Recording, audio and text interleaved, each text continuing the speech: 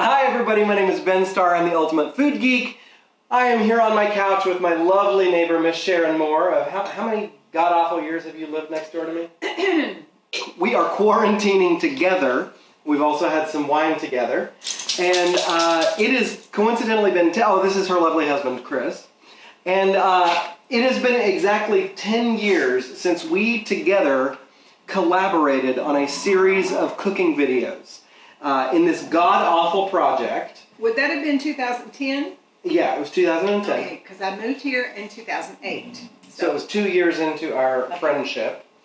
And Paula Deen, the great Paula Deen, collaborated with Kraft Foods or whatever with Philadelphia cream cheese to create this series of recipes made by average female home cooks. And the winner was supposed to win like $100,000 and a trip to Paula Deen's Savannah. in Savannah. Yeah. So I heard about this and I approached my lovely neighbor Sharon, who likes to self-deprecate and say that she's a horrible cook, but she actually makes a handful of things very spectacularly. I made great spotted potatoes. She was supposed to make scalloped potatoes and they turned out all weird and spotted. But she makes fabulous pot roast and she makes fabulous meatloaf. But she was supposed to create some original recipes using Philadelphia cream cheese for this competition, right? So we struck a bargain that I would create the recipes. And I would be the dummy. And I would film you. And I would be the dummy. And I would tell you what to say. And I would be the dummy. And she would be the dummy. So we are about to share with you on this auspicious 10th anniversary the handful of masterful cooking videos that Sharon created using Philadelphia cream cheese under the pseudonym Saucy Sharon, Her Royal Highness of all that is marvelicious. So we're going to watch the very first one. Now, this is the first time we've ever been on camera cooking, ever. Ever? Right. So it's crab and shallot stuffed mushrooms. How many times had you used shallots before this video? Never! I didn't even know what a shallot was. But you explain it like you use them all the time. I'd heard the word. You look like a complete television professional. Well, you look almost I wouldn't go that far, Ben Starr.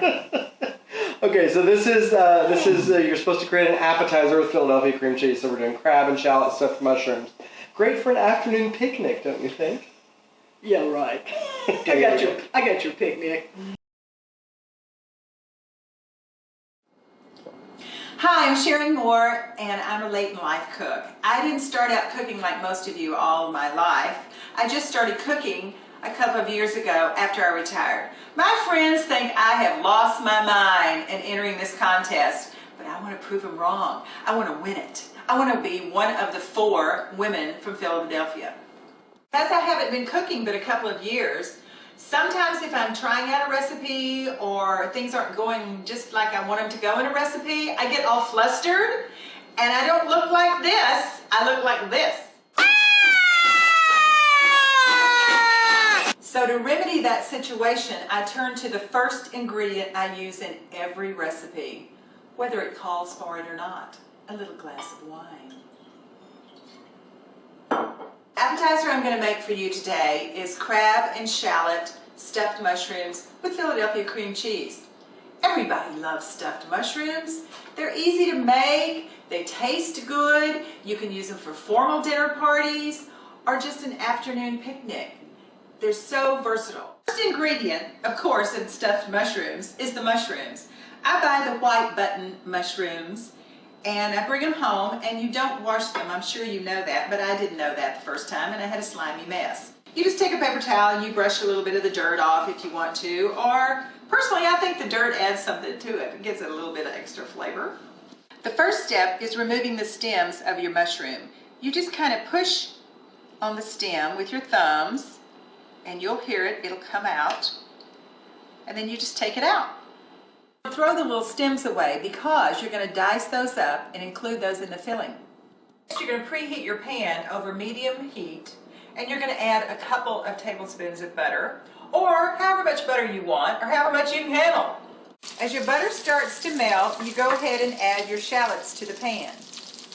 I like to use shallots, particularly in this recipe, because they're not as strong as, say, an onion or garlic, and they don't interfere with the delicate flavor of the crab meat. When your shallots take on a little bit of color, when they start turning a little bit of brown, add your chopped up mushroom stems.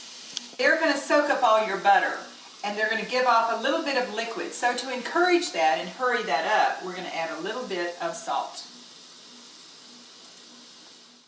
And into a bowl, you want to put a whole package of Philadelphia cream cheese. I've cut it up into chunks, and you put it in your bowl.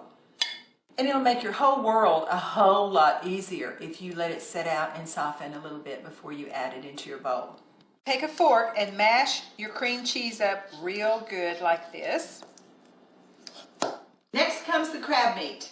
I use imitation crab meat. Now before you get your panties in a wad about imitation crab meat, let me explain to you why I use it. There's a very good reason. In fact, there's several good reasons. One, have you priced crab meat lately? You would pay at least $15 or $20 for half a pound of crab meat in the market. And you're going to mix this with shallots and cream cheese and all these ingredients, and you're not going to tell the difference. Two, your only other choice is to buy crab meat in a can. Who wants to buy crab meat in a can and then eat it? Ugh, I don't want to do that. Three, imitation crab meat isn't artificial. It's made out of real fish. And it's less saturated fat and less cholesterol than real crab meat. If you want to go and spend all your money on lump crab meat, you go right ahead and do it. I don't have that kind of money because I'm retired, and mine will taste as good as yours, I promise you. Cream cheese mixture goes your crab meat, and then also you're going to take your sauteed shallots and fold it up good. If you're mixing this up with the real Philadelphia cream cheese, it's going to be a little bit harder to mix up. But if you want to use the reduced fat cream cheese, it's a little softer and it'll mix better.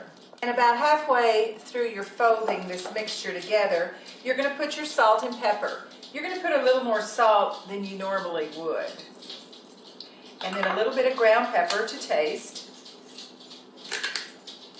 Once you get your crab meat stuffing ready, you're going to stuff it into the little buttonhole, and then you're going to put some more crab meat on the top of it, and just take the inside of your teaspoon and mound it over. And it makes a nice little low mound and looks nice. This mixture will stuff about 24 mushrooms, but if you didn't stuff that many, you're going to have some extra mixture left. And it's great as a dip, or you can put it as the filling of your omelet, or you can even put it in a quiche. It's fantastic in a quiche.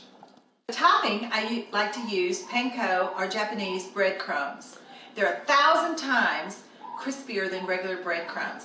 So you're going to take a couple of tablespoons of butter, a couple of pinches of salt, and just mix them with your hands. That's the way I like to mix my breadcrumbs. Whoop, they went over the bowl. And that's okay. You just mix them up in the bowl with your fingers, like you're in the sandbox again, and then you're going to put them on top of each little stuffed mushroom, like so, as much as you want or as little as you want. Once you get the mixture, the breadcrumb mixture on all your mushrooms, you're going to transport them to your foil-lined tray for the oven. I like to line all of my trays with foil because it makes cleanup so much easier. I don't like to scrub. And these go into a 400-degree oven for 10 minutes. Done when the mushrooms sag just a little bit. Remember, your garnishes don't always have to be edible. I picked these little iris leaves and cut them and put them between the mushrooms, and I think they look beautiful. There you have it. A wonderful, appetizing appetizer. You'll be shocked how fast these disappear off your plate.